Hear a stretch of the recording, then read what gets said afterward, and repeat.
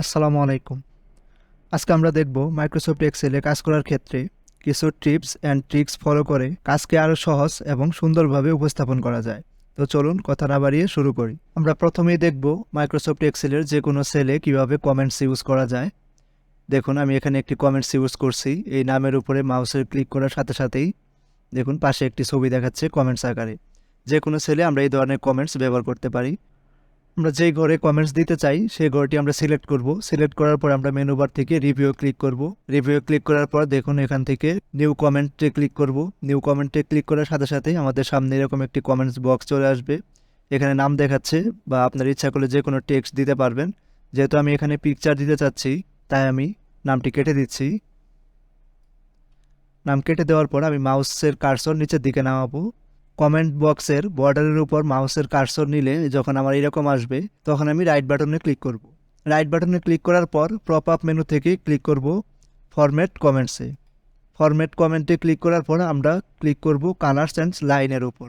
Colours and লাইনের উপর click করার পর আমরা কালার্স থেকে ডাউন এরোতে ক্লিক করব। ডাউন এরোতে ক্লিক করার পর আমরা এখান থেকে ফিল ইফেক্টে ক্লিক করব। ফিল ইফেক্টে ক্লিক করার পর আমরা এখান থেকে পিকচারে ক্লিক করব। পিকচারে ক্লিক করার পর জাস্ট এখান থেকে আমরা পিকচার চিনিয়ে দিব।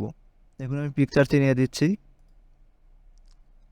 এখান থেকে আমি এই পিকচারটি দিতে যাচ্ছি তাই এটি আমি সিলেক্ট করে জাস্ট ইনসার্টে ক্লিক করলাম। এরপর আমি ওকেতে ক্লিক করব। ওকে, দেখুন এখানে আমার পিকচারটি চলে আসছে। আমি এটাকে একটু ছোটো করে নিচ্ছি।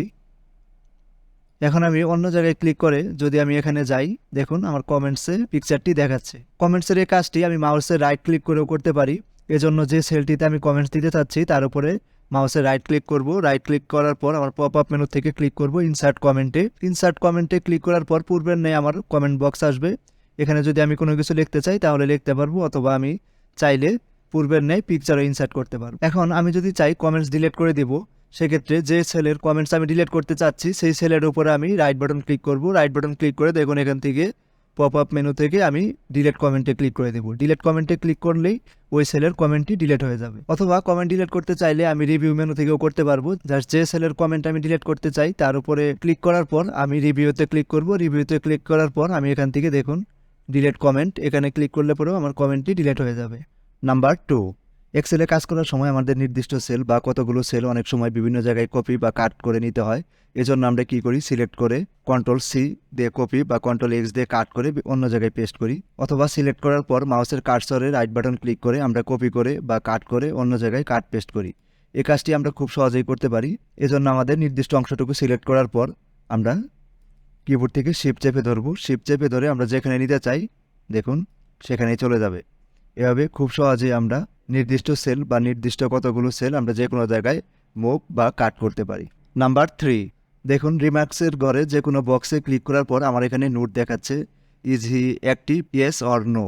দেখুন আমি যে ঘরে ক্লিক করি না কেন মানে এই মেসেজ দিচ্ছে, মানে এই ঘরে কি বসাতে হবে আমি এটা পূর্বেই নোট আকারে দিয়ে দিয়েছি। চলুন দেখি এই কাজটি আমরা কিভাবে করতে পারি। এজন্য আমরা যে সেলগুলোতে আমরা এই কাজটি করতে চাই সেই সেলগুলো আমরা প্রথমেই সিলেক্ট করব। সিলেক্ট করার পর আমি ডাটাতে ক্লিক করব। ডাটাতে ক্লিক করার পর এখান থেকে আমি ডাটা টুলস থেকে আমি এখান থেকে সিলেক্ট করব ডাটা ভ্যালিডেশন।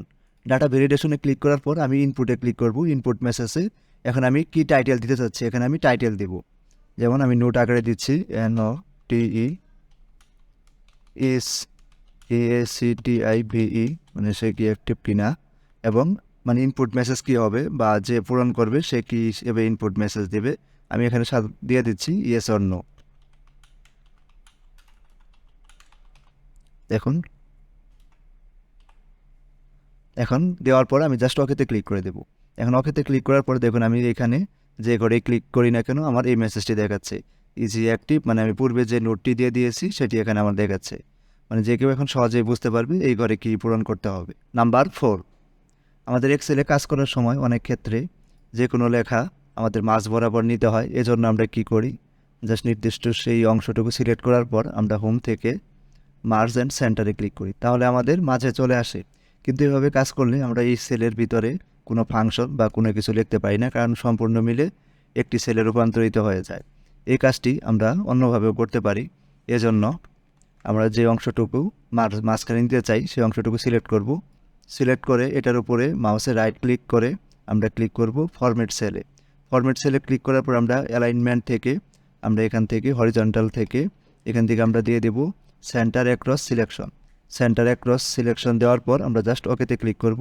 ওকেতে ক্লিক করার পর দেখুন স্ট্যাটাস লেখাটি মাঝখানে চলে আসছে। এই লেখাটি কিন্তু সত্যিকার অর্থে এই ঘরে আছে কিন্তু দেখাচ্ছে মাঝখানে। সো এখন আমরা চাইলে এই ঘরের জন্য ফাংশন বা এই ঘরের জন্য ফাংশন, যে কোনো ঘরের জন্য ফাংশন ইউজ করতে পারবো। নাম্বার 5, এখন আমরা দেখব মাইক্রোসফট এক্সেলে কীভাবে ক্লিপবোর্ড ইউজ করা যায়। ক্লিপবোর্ড ইউজ করার আমাদের সুবিধা হলো আমরা অনেক সময় একাধিক ইনফরমেশন কপি করে থাকি এবং একাধিক ইনফরমেশন কপি করে বিভিন্ন জায়গায় আলাদা আলাদাভাবে পেস্ট করা লাগে। এক্ষেত্রে আমরা ক্লিপবোর্ড ইউজ করে একাধিক ইনফরমেশন আলাদা আলাদাভাবে কপি করে নিয়ে যে কোনো জায়গায় একত্রে আমরা পেস্ট করতে পারি। সো ক্লিপবোর্ড এনেবল করার জন্য আমাদের হোম মেনু থেকে আমরা এখান থেকে দেখতে পাচ্ছি ক্লিপবোর্ড, জাস্ট ক্লিপবোর্ডের এখানে ক্লিক করব। ক্লিক করার পর আমাদের ক্লিপবোর্ড এনেবল হয়ে গেছে। এখন দেখুন আমি যদি এই অংশটুকু কপি করি, কপি করলাম, তারপর আমি চাচ্ছি এই সেলটি কপি করব, এই সেলটি কপি করলাম, তারপর আমি চাচ্ছি এই সেলটি কপি করব, এই সেলটি কপি করলাম। দেখুন আমার ক্লিপবোর্ডে আমার 3টি সেলই কপি হয়ে গেছে। এখন আমি যদি চাই এইখানে আমি পেস্ট করব, জাস্ট এইখানে মাউসের কার্সর রেখে আমি জাস্ট দেখুন পেস্ট অলে ক্লিক করতেছি। দেখুন পেস্ট অলে ক্লিক করার সাথে সাথেই যে সেলগুলো কপি করেছিলাম সবগুলো এখানে একবারে চলে আসছে। তো আজ এই পর্যন্তই। এরকম টিপস অ্যান্ড ট্রিক্স দেখতে আমার চ্যানেলটি সাবস্ক্রাইব করে রাখুন এবং ভিডিওটি ভালো লাগলে একটি লাইক দিয়ে রাখুন। ধন্যবাদ সবাইকে। আসসালামু আলাইকুম।